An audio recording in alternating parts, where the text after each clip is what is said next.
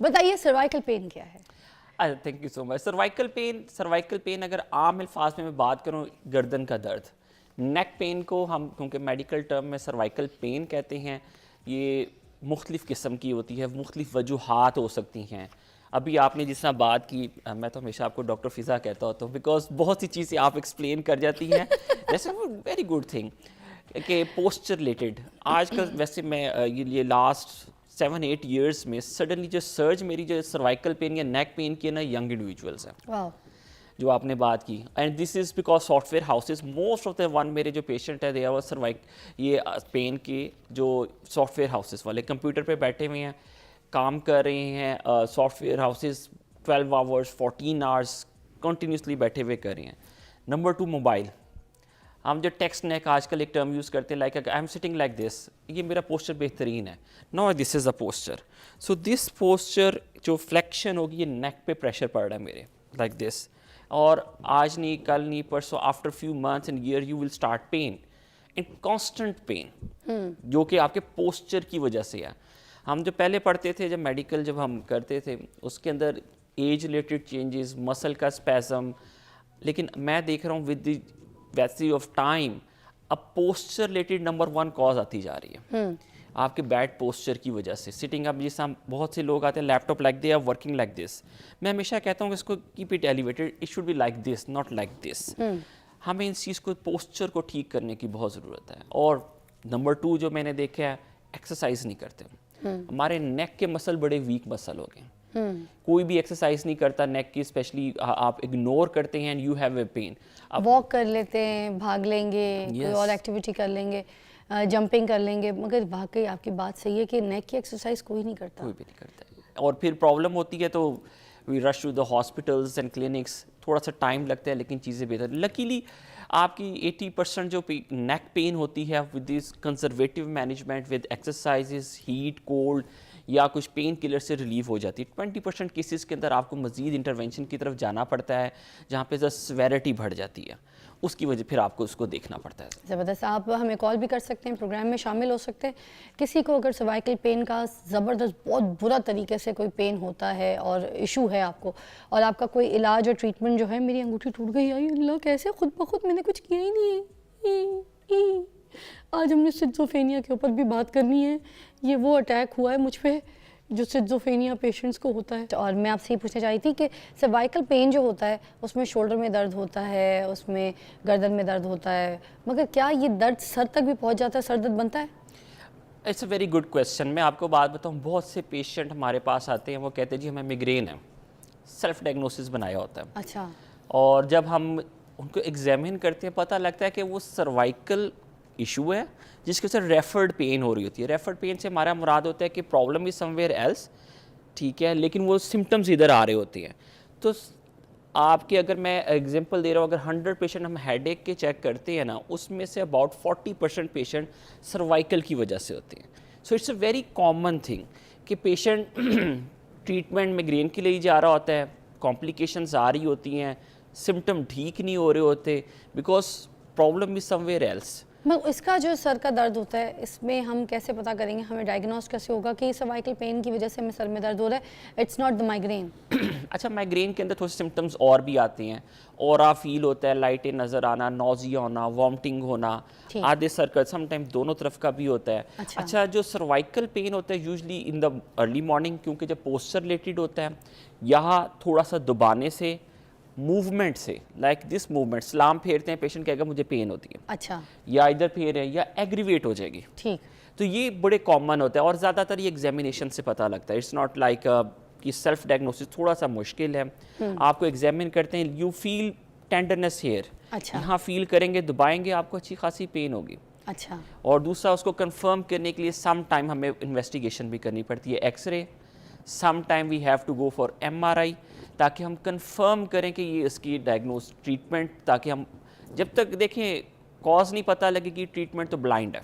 तो MRI ये back गर्दन की होती है? यस, MRI या रील की हड्डी पूरी उसकी? नहीं, सिर्फ गर्दन के रेफरेंस से होती है। ऐसे पेशेंट MRI उनकी कराते हैं जो ज़रा डाउट होता है और इनकी पेन जो होती है गर्दन से सर में और बाजू में भी आ रही हो। अच्छा। तो उसमें हमें फिर डाउट होता है कि सर्वाइकल के जो मोरे हैं ना, उनमें और डिस्क में प्रॉब्लम आ गई है। अच्छा, तो डिस्क की वजह से बाज़ दफ़ा हराम मगज़ में या नसों पे दबाव आ जाता आय है। हाय, तो वो पेशेंट को क्या होता है कि सर में दर्द इनिशियली, गर्दन, और फिर करंट लाइक पेन आती है बाजू में, राइट में आ सकती है, लेफ्ट में, या दोनों में आ सकती है। अच्छा, तो उसको कंफर्म करने के लिए हमें फिर एमआरआई करानी पड़ती है, ताकि हम कंफर्म करें कि ये डिस्क रिलेटेड प्रॉब्लम है या कोई बाज़ दफ़ा इन्फेक्शन, या बाज़ दफ़ा हमने ऐसे केसेस भी देखे हैं कि ट्यूमर भी निकल आता है, कैंसर निकल आता है बाज़ अस्तगफुरुल्लाह, दफ़ा। अच्छा, तो उसके लिए कंफर्मेशन के लिए आपको एमआरआई करवानी पड़ती है। एंड अच्छा। That's a very important thing कि आप डायग्नोसिस करें, इग्नोर नहीं करना चाहिए।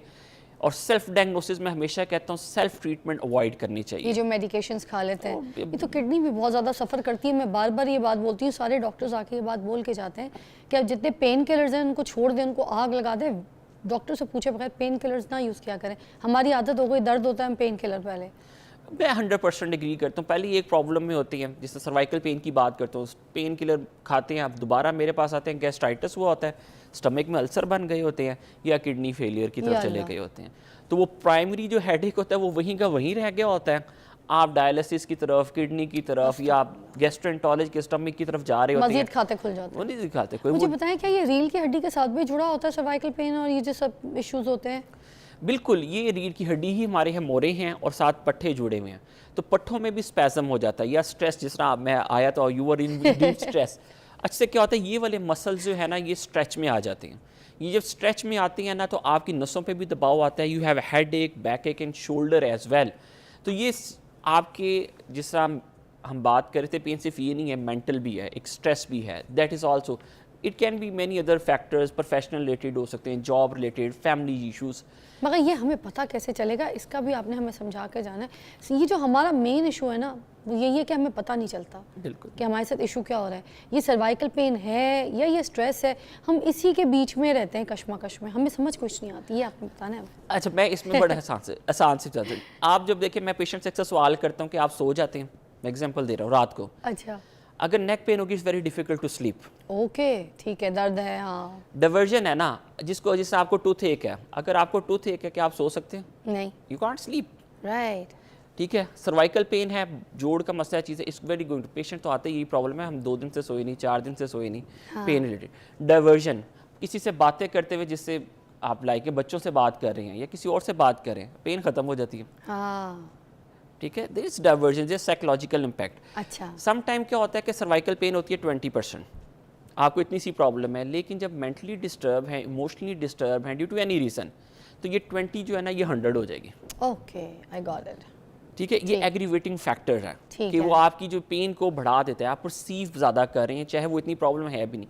सो इट्स वेरी इंपॉर्टेंट कि आप मेंटल अपना, जब तक स्ट्रेस रिड्यूस नहीं होता, ये आपके एग्रीवेटिंग फैक्टर हैं, इट्स वेरी डिफिकल्ट। तो हम ट्रीटमेंट की जब बात करते हैं, इस तरह की क्रॉनिक पेशेंट हो जाते हैं, तो हम इसको बायो साइको सोशल मॉडल बोलते हैं। बायो में के जो प्रॉब्लम है, ठीक। साइको में साइकोलॉजिकल, ठीक। And third mean social.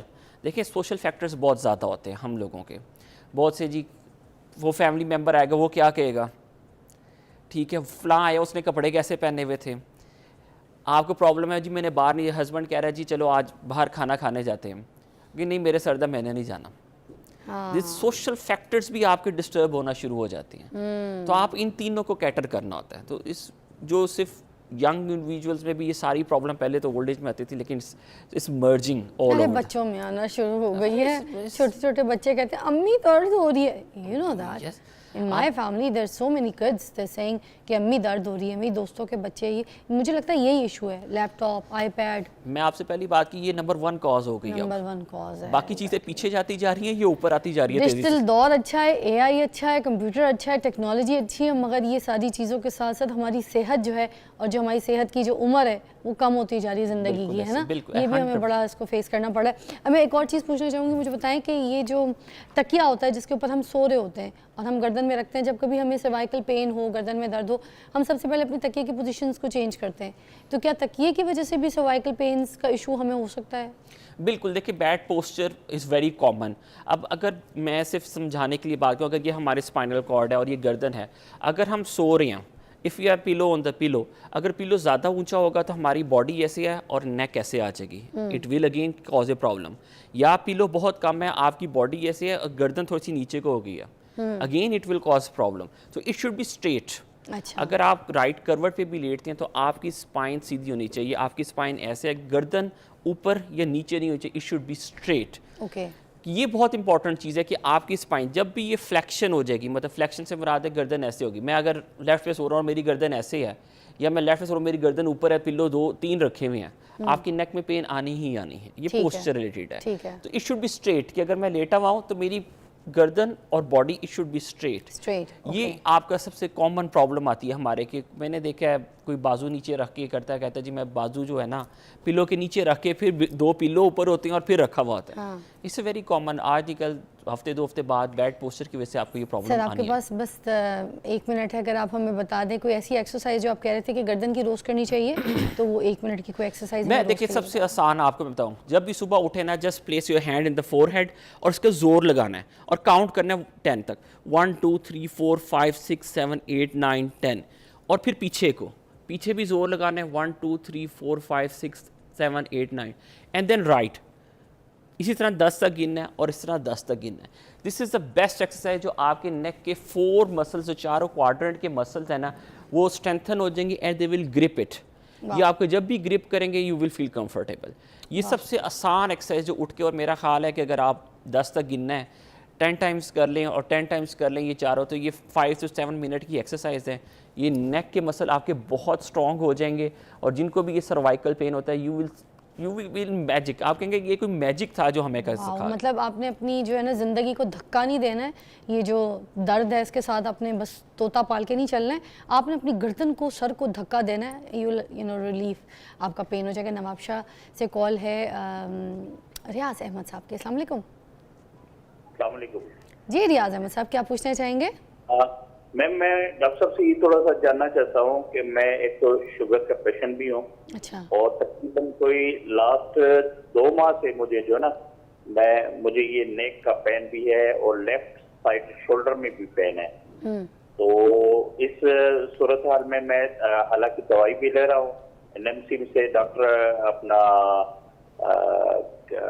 Akbar Sarfaraz साहिबा से, और मैंने उनको ये भी बताया था कि डॉक्टर साहब मुझे पेन भी है और शोल्डर में दर्द भी हो रहता है, और ये नेक का पेन जो है ना मुसलसल बढ़ता जा रहा है।